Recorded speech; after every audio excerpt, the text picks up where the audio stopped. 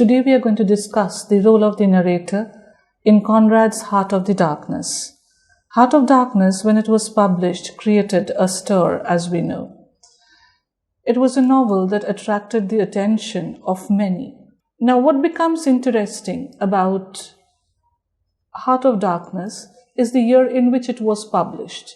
First as a serial in 1899, then in 1902 as a book. As a genre, one can call it a novella, and the publisher, as I said, is Blackwood Publisher. Now, this was the Congo Basin, where Heart of Darkness is largely based. The novel has a narrator. But who is narrating? Before that, let us find out, why Conrad chose Congo as the area or the place where he placed his novel. Personally, Joseph Conrad's own experience during his trip through the Congo helped him provide a fountain for the writing of Heart of Darkness. In 1890, Conrad took a job as a captain on the river Strimmer, and therefore Conrad was able to understand this place. Before Conrad took his job, he had worked for the French Merchant Navy as a way to escape Russian military service and also to escape the emotional troubles that had plagued him. An important fact to remember is that Conrad was a young and inexperienced man when he was exposed to the harsh and dangerous life of a sailor. His experience in West Indies, and especially in the Belgian Congo, were eye-opening and felicitated his strong outlooks that are reflected in the book Heart of Darkness. Now, look at his diaries, the records of the time. You would find that Conrad keeps on talking about the monotonous African landscape. He basically talked about, every single day. He talks about the jungle. But one thing is clear, that even in this exotic location, one thing that struck him was monotony. The journey, was not what he expected. He was actually shocked to find the way people behaved in this African colony. He was repulsed by the European colonizers because of the horrible treatment of the natives as well as the unfull aggressive pursuit of loot. Conrad witnessed atrocities committed by the European colonizers, which helped him to form his opinions on the colonization of Africa. So when he was writing this book, he was definitely not writing from the perspective of the European imperialist. He had seen the other side of the story. Now, to put this story very short, Joseph Conrad's Heart of Darkness, this is the story of Marlowe, who takes up a job in this ship, as the ivory transporter. Through this journey, Marlowe develops an intense interest in a character called Conrad'S, who also had come as an ivory procurement agent in the Congo Basin. He hears about that man, and Marlowe is shocked upon seeing what the European traders have done to the natives. Conrad'S himself has undergone a lot of change. Now, when we talk about narration, the basic question is, who is telling me the tale? This is not a regular narrative structure. Heart of Darkness is structured as what we call the frame tale, not a first-person narrative. Marlowe's story is told by the anonymous narrator who listens to Marlowe on the deck of Nelly. Conrad's frame narrator, like the reader, learns that his ideas about European imperialism are founded on a number of lies that he wholeheartedly believed. Only the narrator and the reader understand Marlowe's initial point. Civilized Europe was once a dark place, and it was only becoming more morally dark through its activities of institutions like the company, and that was a realization. The Europeans did not seem to behave as civilized people in these colonies, not, of course, in the Congo Basin. Now, why did not Marlowe get chosen as the narrator? It would have been much more easier, we would say, if Marlowe was actually telling us the tale in the first-person narrative. This is a puzzle And this has, of course, puzzled the readers of Heart of Darkness. To answer that, one has to say this because of Conrad's decision to have Marlowe's story told to the reader by the anonymous narrator who listens to Marlowe on the deck of the Nelly. Now, before you begin to wonder, let us understand this is not a simple tale of first-person narratives. You are not trying to tell the experience of a particular person in a particular area. That is the reason why Conrad chose the frame narrator. So, the narrator, that is the frame narrator, like the reader, learns his ideas about European imperialism are founded on a number of lies that he has completely believed. By the end of the novel, Marlowe's tale significantly changes the narrator's attitude towards the ships and men of the past. European colonization does not stand glorified at the end of it. Now, how does the narrator begin the tale? We have said that Marlowe, who is the one to whom the narrator is listening, is not exactly our narrator. The narrator begins speaking as the day is drawing to a close. He describes the sky, the weather, that seem to suggest beauty and mystery. While his descriptions contribute to the atmosphere aboard the ship, they also reflect the moral haze and mist in which Marlowe finds himself as he journeys closer and closer to Conrad's. The afternoon is thus like the tale that Marlowe will tell, ambiguous, brooding, and above all, dark. The style of Marlowe. Of course, we have said that the frame tale is a strategy that is adopted by Conrad. But how does Marlowe convey things to the narrator is also part of our narrative understanding of this tale. The narrator, that is the one who is listening, remarks and comments on Marlowe. I quote, "The meaning of an episode was not inside like a kernel, but outside, enveloping the talk which brought it out only as a glow brings out a haze." Unquote. This is an important description of Marlowe's. And by extension, it actually talks about Conrad's technique. Heart of Darkness is as much about a man who has witnessed horror as much about the same man's struggle to put his experience into words. So we can say that Marlowe is telling his story to us, therefore, a part of the novel as the tale in itself becomes what Marlowe tells us. That is also a part of the narrative. As I had said, Marlowe is the one on whose narrative I have to believe. He is the one who is giving me the first-hand description. The narrator or the frame narrator is listening. So I have to understand how much Marlowe himself is able to understand the Congo Basin and, of course, the Congo area which he describes. Then, when I do that, I will have to again look at sentences in the novel to suggest that Marlowe has an intent eye. He's able to look through things. So again, look at the description of the jungle. Quote, "It was the stillness of an implacable force brooding over an inscrutable intention." Unquote. So this one about Conrad's report to the Society for the Suppression of Savage Customs. Automatically, you get to know or understand not only the exotic immensity, but also the august benevolence of this area. Marlowe demonstrates the ability to articulate and get the exact meaning of what he saw in the Congo. He just does not describe what he sees. And that is the beauty. And that is why we start believing Marlowe. Like the sky above the Nelly, Marlowe's language sometimes becomes hazy and fails to illuminate the very subjects that his language is presumably trying to clarify. The difference in thought naturally will exist between the narrator and the Marlowe. The narrator, of course, has a certain perception, and Marlowe, who has seen the larger Congo area, will definitely have a different idea.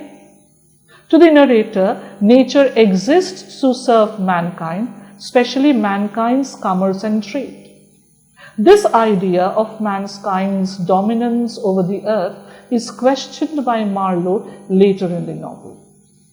As he looks out at jungle and asks, I quote, "What were we that had strayed in here? Could we handle the dumb thing, or would it handle us?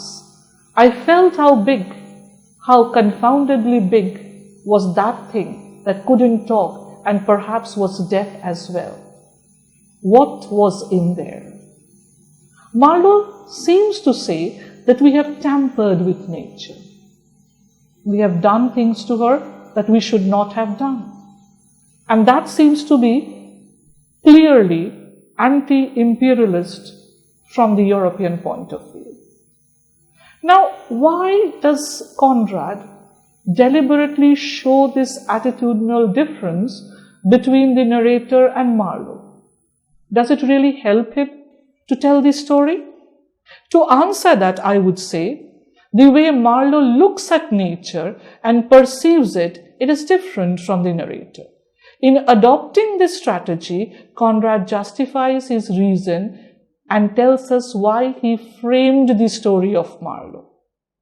Marlowe's attitude towards nature changes because of the experience, and the narrator who does not have an experience is like any other reader. Through this, he is able to tell us this. Also, the thoughts and ideas of Marlowe challenge the values and assumptions of the narrator and indirectly also of the reader. As a reader, we are meant to perceive then two different points of view. One, of course, of Marlowe, and the other of the narrator. In that way, I'm also then looking at the man-nature relationship from two different points of view. Whether man should dominate nature or whether nature should be allowed to be itself. These are the questions, that we are likely to encounter when we read the novel. Now, continuing this thought process, I would say the narrator sees Thames as a river that has served for trade and colonial expansion. So it is a happy thing for him. The Congo Basin or the Congo River should have been the same for him. But here is a different world, a complete different world. Here the narrator visualizes Europe's past as those of great adventures conquering the unknown. So, Europe's picture of civility and civilization, and hence the torch-bearer of civilization, is an idea that the narrator had. But now this idea will be challenged by Marlowe. What have the Europeans done to the African colonies? They have terrorized it. They have further decivilized not only the place but also themselves. This is a reality that perhaps remains hidden from those who believe that Europe is the carrier or the torchbearer of civilization wherever it goes. Now, all these things being told to us is done then with a singular intention. This, by this time, has become clear to us. Conrad wants us to change our belief, especially of the civilized Europe. He does not see Europe as a place which was always civilized, but actually tells us that it was once a dark place. So now the question is, who stands changed or unaffected at the end of Marlowe's narrative? So who has changed and who hasn't changed? The director of companies remains aloof, since his living is made presumably by the same horrific processes that Marlowe has just described. It is trade to him. It is benefit. He cannot have that sentiment of Marlowe. He cannot actually even take in the disgust of Marlowe. Only the narrator and the reader begin to understand what Marlowe had suggested. And what was Marlowe's point? Civilized Europe was also once a dark place, and it has only become more morally dark through the activities of company activities as we see in Congo. A very clear answer is given to us. Then would it be very wrong to say that Marlowe is used as a mouthpiece by Conrad? Conrad uses Marlowe to say whatever he wanted to say and change larger perceptions about colonies? The answer is a large yes. Marlowe's function as a narrator is many-faceted. In a sense, he is a kind of helper to Conrad. Marlowe gives space to Conrad. It becomes very easy for Conrad to express his views and observations through Marlowe because Marlowe renders the work of Conrad as impartial. Conrad was polished by birth, so it is very easy to charge him of the favor of the natives of Congo and of a personal bias with Englishmen.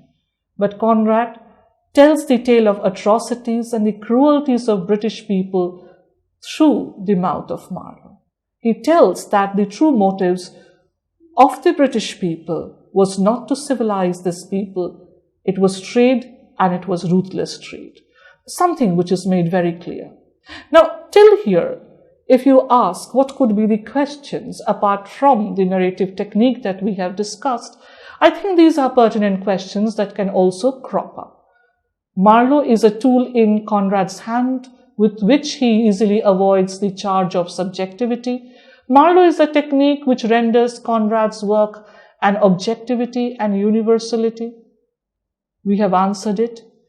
Why does Conrad use the frame tale strategy? We have talked about it. How is the narrator and Marlowe different in perception? How does Marlowe affect the narrator's thought? We just concluded with that. Now, we have to understand that Marlowe is believable as a narrator. In the opening pages, Marlowe is described as looking like some kind of an idol. He has the pose of a Buddha preaching. This relates to his somewhat philosophical recounting of his tale. As a narrator, Marlowe often describes his story. He's vague sometimes, but he describes those imperial tales with an attitude which reveals the darkness. And that becomes one of the major themes of the novel. When Marlowe states, I quote, "I had got a heavenly mission to civilize you," he expresses his good intention to help the Africans progress and advance, something which the Europeans here have never thought about. Furthermore, when he says, I quote, "I was an impostor," unquote, Marlowe seems to recognize the fact that he is an unjustified invader into a foreign land. People like him has only disrupted and brought unhappiness to such lands. During the book, there are many hints of the uneasiness that he shares, the many things that he has witnessed in the Congo Basin. I quote Marlowe, "For a moment I stood appalled," unquote. It shows that his conscience is working. He's appalled by what he sees, and he gets more and more sarcastic as he gives us the description of the place. There is something very believable about Marlowe in his observation of the darkness or the evil. He is sympathetic towards the natives and disapproves of their treatment, and at the same time he is reluctant to physically set them away. So this tells us, that Marlowe is a character, or Marlowe is a narrator who is believable, and therefore when the narrator and through him the reader has a change of view or begins to see things differently, it is something that is correct. Because Marlowe doesn't seem to be that kind of a person who would narrate things without thinking or without observation or without truth. So that is interesting. With that, we come to the conclusion. These are the books that can be referred to if you want to largely look at this particular text, as well as, enrich yourself further on the topic that we discussed today. Thank you.